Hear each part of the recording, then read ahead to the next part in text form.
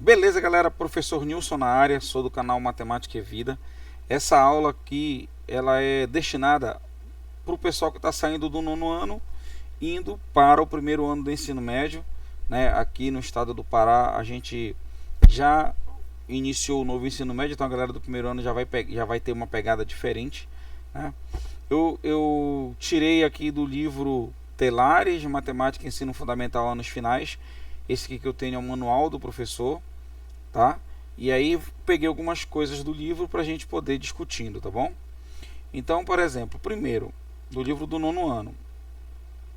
A aula de hoje é sobre números reais, certo? Mas subtende-se que aqui, que a essas alturas, né, o aluno que vai chegando lá no primeiro ano do ensino médio já sabe, né, que existe o conjunto dos naturais, certo?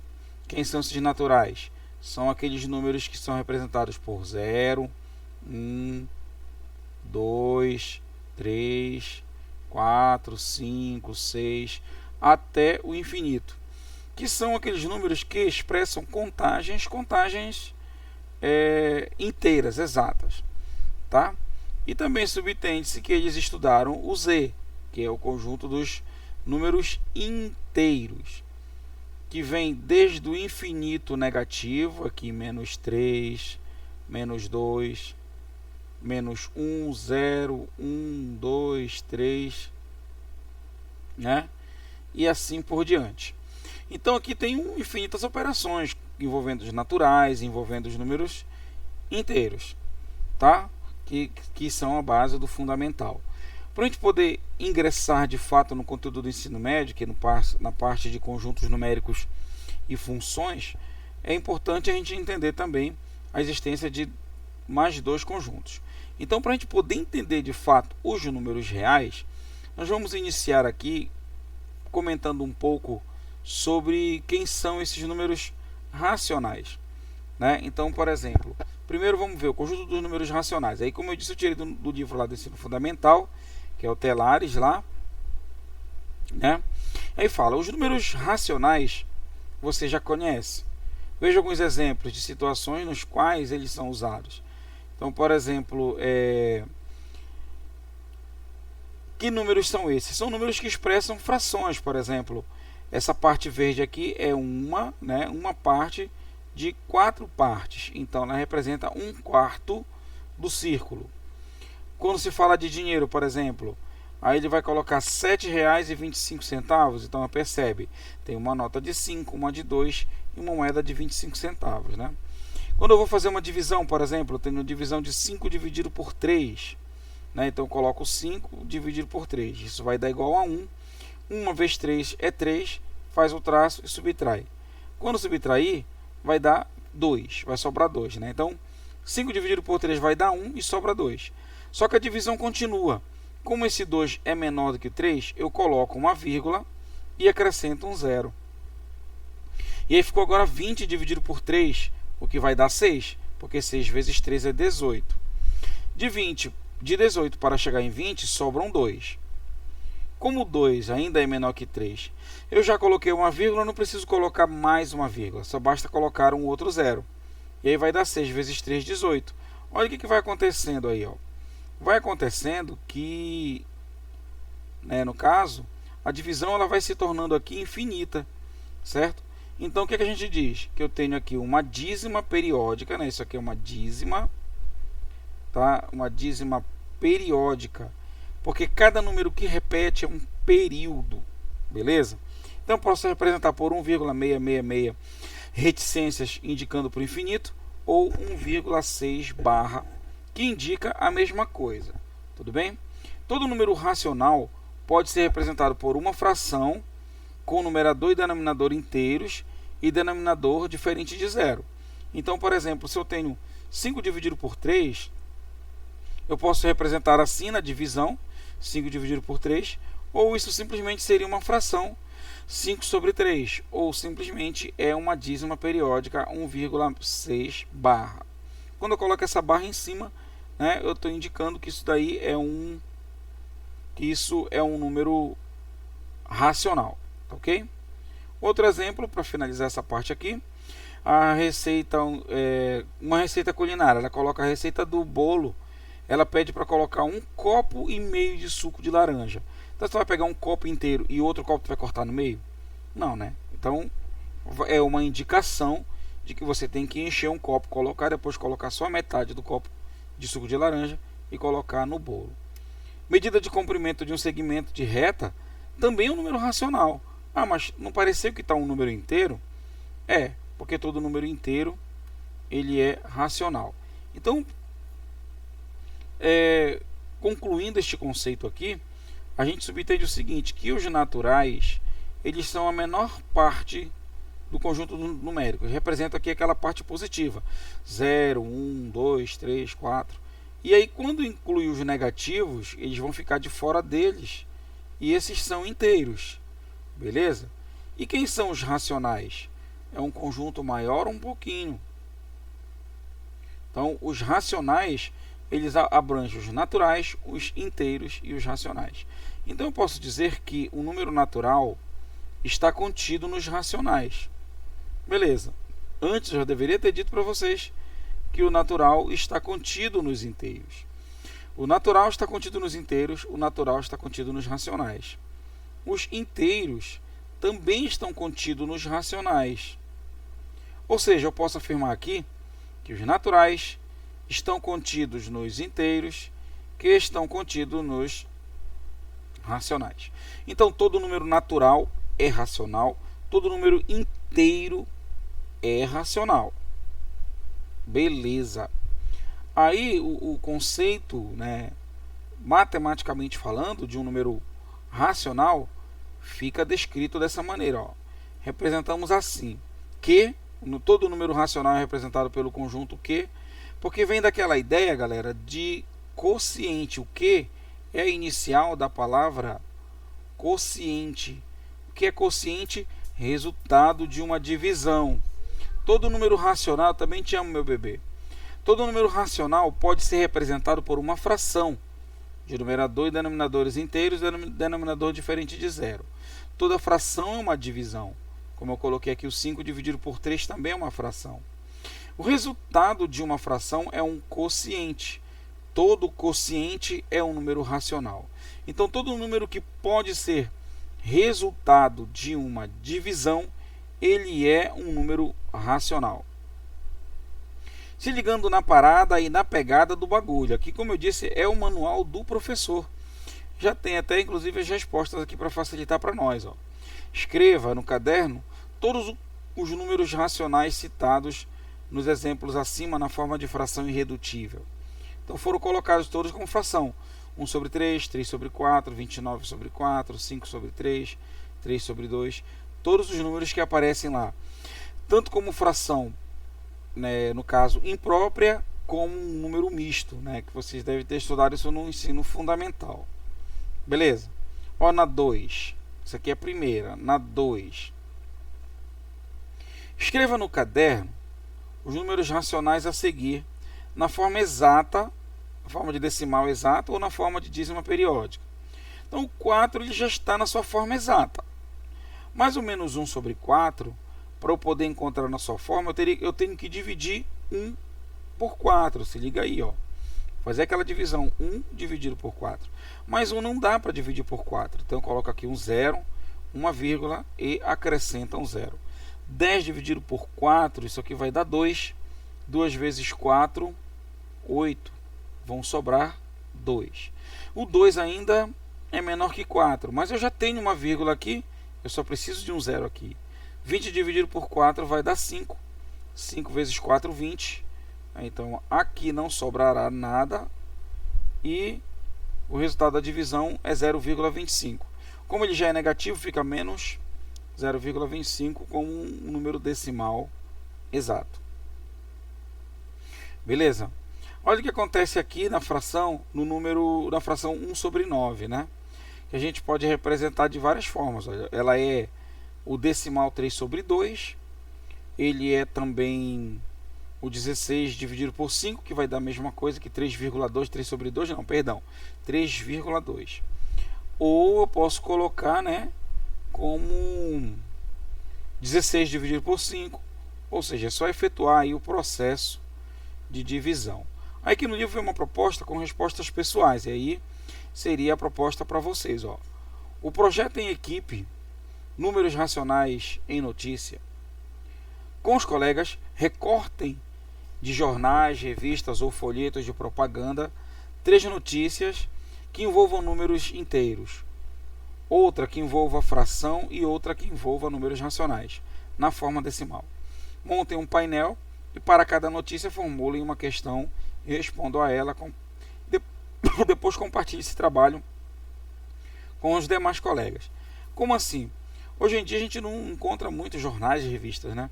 Então hoje em dia dá para vocês fazerem isso em forma de pesquisa e depois imprimir essas pesquisas e colando, montando um painel para vocês verificarem aonde se utiliza números racionais, tá certo? Esse é o principal objetivo dessa atividade. Tranquilo, né, galera? Então, falando de números racionais, é essa a ideia, tá?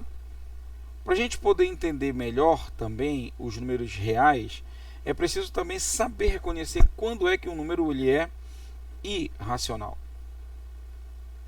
Então, por exemplo, o conjunto dos números irracionais i. Então, a ideia de irracional, ela vem assim. Existem números cuja representação decimal ela é infinita e não é periódica, e que por isso não são racionais.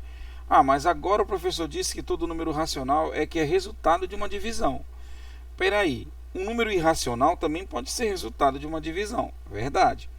Mas tem uma condição aqui que só o número irracional tem. Então, por exemplo, o número 0,0101 000, ó, estão colocando alguns números aqui para mostrar que esses números não representam racionais. Eles têm representações infinitas, tá? Mas não tem números repetindo. Essa é a primeira característica do número irracional. Aquela hora nós fizemos a divisão 5 dividido por 3. Aí deu 1,66666. Ou seja, eu tenho aqui uma infinidade de números 6 repetindo. Então, nós temos uma sequência. Esse número aqui pertence aos racionais. Mas quando acontece essa diferença aqui, ó, que os números não ficam repetindo, é porque eles são irracionais. Então, no primeiro número apresentado, a parte decimal é formada pelo algarismo 1, seguido de um algarismo 0. Depois do algarismo 1, seguido de 2 algarismos 0. Depois 1, seguido de 3, ou seja, não apresenta um padrão. Então, dessa maneira, a representação ela é infinita e não é periódica. No segundo número, as casas decimais também são infinitas e não é possível determinar um período. O que é um número irracional, então? É todo número cuja representação decimal é infinita e não é periódica, tá? Beleza, então tipo, ó, ilegal não é legal, ilícito não é lícito, irracional não é racional. São as 3 palavras que servem para a gente entender legal essa ideia. Se o número é racional, ele não pode ser irracional. Se ele é irracional, ele não pode ser racional. É tipo aquilo que é legal, o que é legal não é ilegal. O que é ilegal não é legal. São duas coisas opostas ou totalmente diferentes. O número irracional mais famoso ficou conhecido como o número π, que pelo seu conceito dado pelos gregos é assim: em qualquer circunferência, a divisão da medida do comprimento de circunferência C pelo dobro da medida de comprimento do raio tem como resultado o número 3,1415, 9265 e assim por diante. Como assim? Eles pegaram o comprimento desta borda da circunferência e dividiram pelo dobro da medida do raio. Ó. Um raio mais um raio. 1 mais 1, 2. Pegaram a medida desse comprimento, dividido pelo raio, e sempre vai encontrar um número parecido com isso. Como isso foi descoberto por um matemático grego que sabe Deus quem é, ele quis dar o nome para esse número de π, que é uma letra do seu alfabeto, do alfabeto grego. Beleza, galera?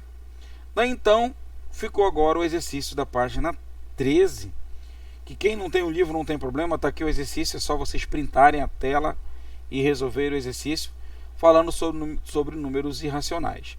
Então, para a gente poder entender o que são racionais e o que são irracionais, vem a seguinte ideia. Então, para um número ser racional, basta que ele seja resultado de uma divisão? Então, nem sempre. Então, por exemplo, vamos pegar um número 0,666, que é uma dízima periódica simples. E vamos pegar um número 3,141592 e um monte de número depois. Qual é a diferença desse número e desse número? Por que o de cima é racional e o de baixo ele é irracional? Então, agora vai dar para entender. A explicação é simples. Todo número racional é possível voltar a escrevê-lo em forma de fração. Então, isso daqui é uma dízima periódica. O período é 6. Cada período vale 9. Então, vai ficar a fração 6 sobre 9. Nós podemos simplificar essa fração por 3. Então, isso daqui vai dar 2 terços. Portanto, o número 0,666 ele é a fração 2 terços. E isso pertence aos racionais. Já o número 3,141559 não tem como eu fazer isso. Tá certo? Então, ele não pertence aos racionais.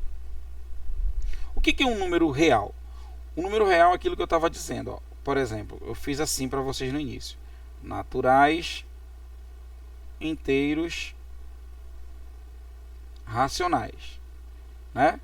Aqui estão, no N estão os positivos, fora do N os negativos, que é o Z. Fora do Z estarão todas as frações, todas as dízimas periódicas e todas as dízimas não periódicas. Porém, as não periódicas, elas fazem parte dos irracionais. Então, esse conjunto aqui de fora seria o Q. Só que ele tem uma quebra aqui dentro dele, aonde a gente coloca as dízimas não periódicas. Então, quando monta isso aqui, significa que a gente está pegando o Q, unindo com o I. E quando a gente junta o Q com o I, a gente monta o R. Quem é o R? O conjunto de todos os números reais. Então, quem são de fato, galera, os números reais? São todos os números que a gente conhece, tanto racional quanto irracional. Então, todo número 0, 1, 2, 3 que é natural, é racional e também é real. Todo número negativo é inteiro e também é racional e também é real. Todo número irracional não é racional, mas é real. Então, por exemplo, o número 3,14, que é o π, ele pertence aos irracionais e também pertence aos reais. O 5, por exemplo, quem é o 5 pertence a quem? Pertence aos naturais, pertence aos inteiros, pertence aos racionais e pertence aos reais. Se ele pertence a um desses, ele já é real. E o 5 pertence a todos, porque ele é natural, ele é inteiro, ele é racional e ele é irracional. Beleza, galera? Na próxima aula, a continuidade já é sobre um número real na sua colocação, tá certo? Na sua posição exata. Vamos colocar aqui o tema certinho da próxima aula, para vocês ficarem cientes. Tá? Aqui é aquilo que eu estava falando mais sobre números irracionais, né? Quais são os que não existem. E uma forma também de reconhecer o número irracional são aqueles que não têm raiz quadrada exata. Então, por exemplo, repara que a raiz quadrada de 256 é 16, porque 16 ao quadrado é 256. Então, o 256 é racional, né? Mas, por exemplo, quanto é a raiz quadrada de 2? Não se sabe. A raiz quadrada de 2 pertence a I. A raiz quadrada de 11 pertence a I. A raiz quadrada de 15 pertence a I. Quando a raiz quadrada não é exata, ela pertence a I. Beleza? É importantíssimo saber. Beleza? Ó, os babilônios já haviam calculado a raiz quadrada de 2 como 41, 42, 129 e assim por diante, com o erro a partir da sexta casa, sem considerar se a raiz de 2 era um número racional ou não.